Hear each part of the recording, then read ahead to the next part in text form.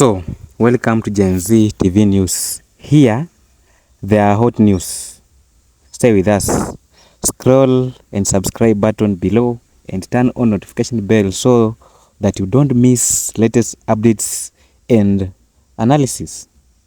So, political temperature are rising ahead of the anticipated Homa Bay rally, which Linda Mwananchi has scheduled to happen this Sunday.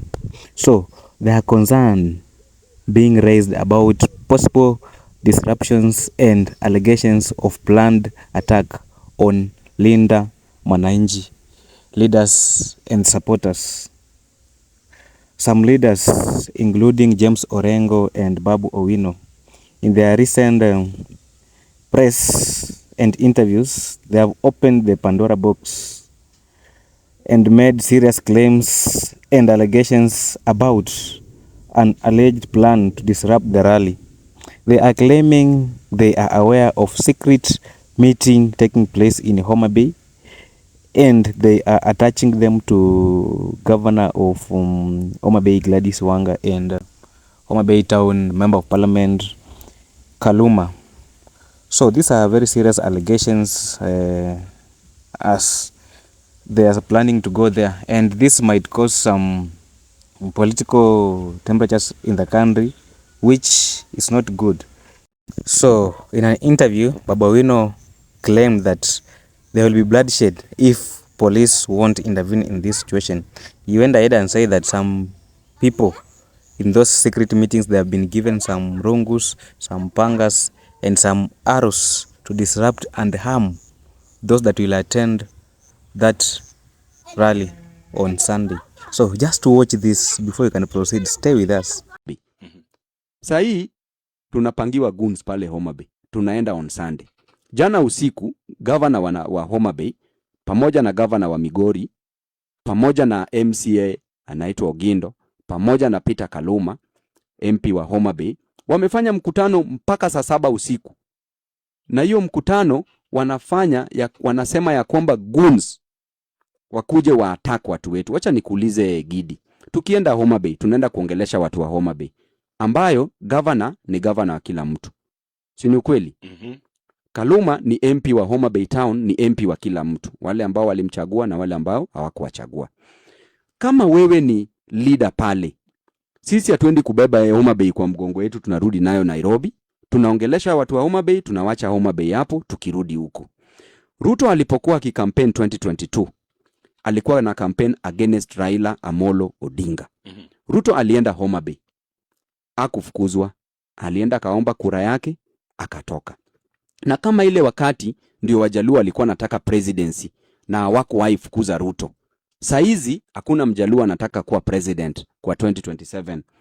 Mbona wewe kama governor wa Homa Bay, mbona unaweka goons waue tu watu wako ambao ni voters wako tena wa Homa Bay? So these are the allegations, some of the allegations made by Embakasi East MP Babu Owino. And so the big questions are this: is it fair to bar politicians entering certain regions in Kenya? The second question is, are police aware of these complaints and allegations?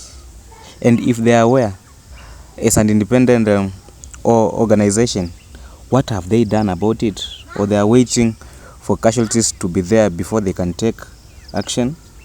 And my last question is this: are these allegations backed with evidence, or is it just another urban game and to attract political scores and sympathy from Kenyans?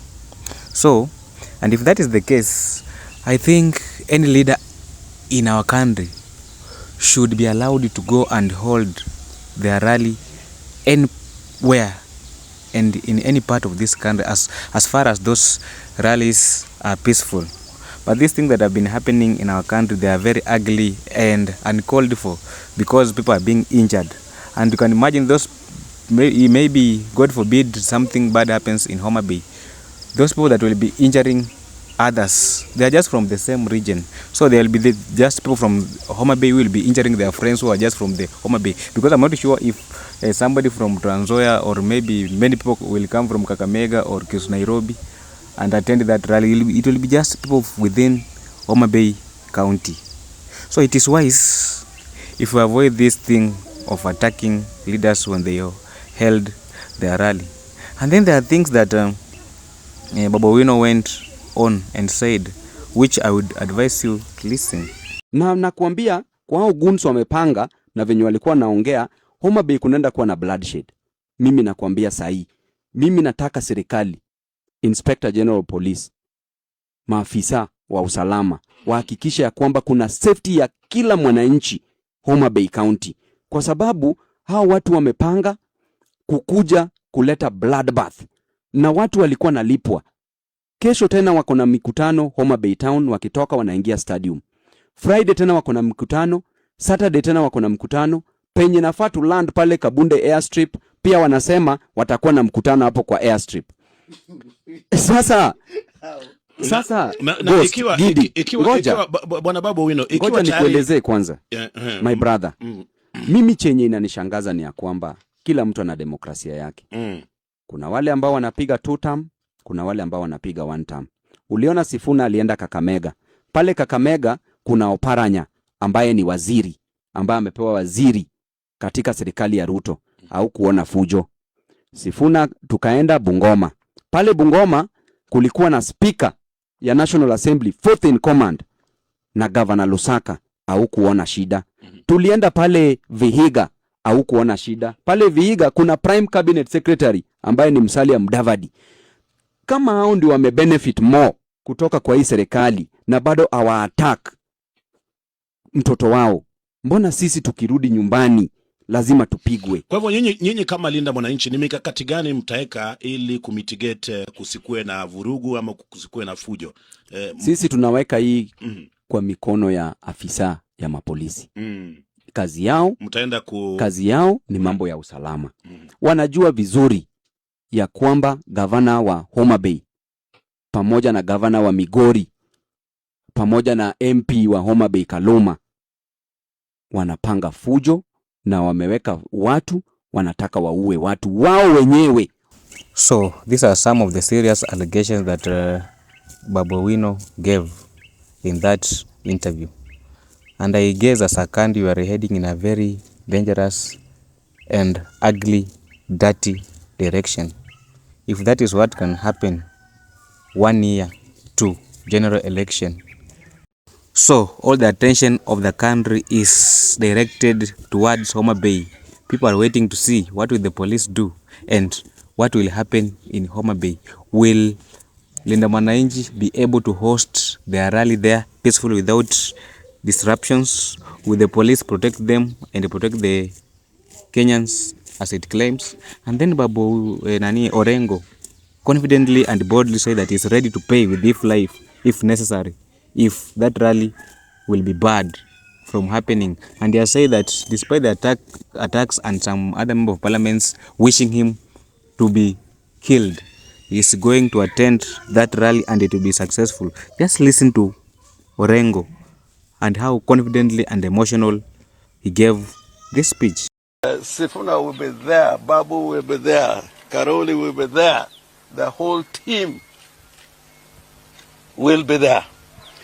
We have gotten details of what they are planning. Yesterday they had a meeting after the Naivasha ODM meeting, a night meeting at Governor's Park where weapons were distributed, rungus, arrows, pangas.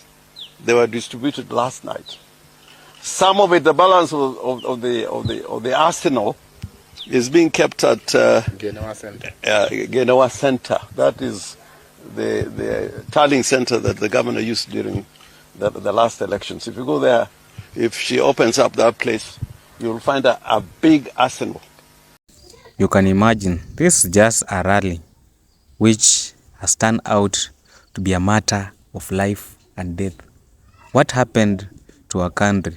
Since the demise of Raila Amolo Odinga, I guess things are turning sour in our country, mostly when these rallies are concerned, because during this time, nobody could be barred holding these rallies wherever they want, whenever they wanted.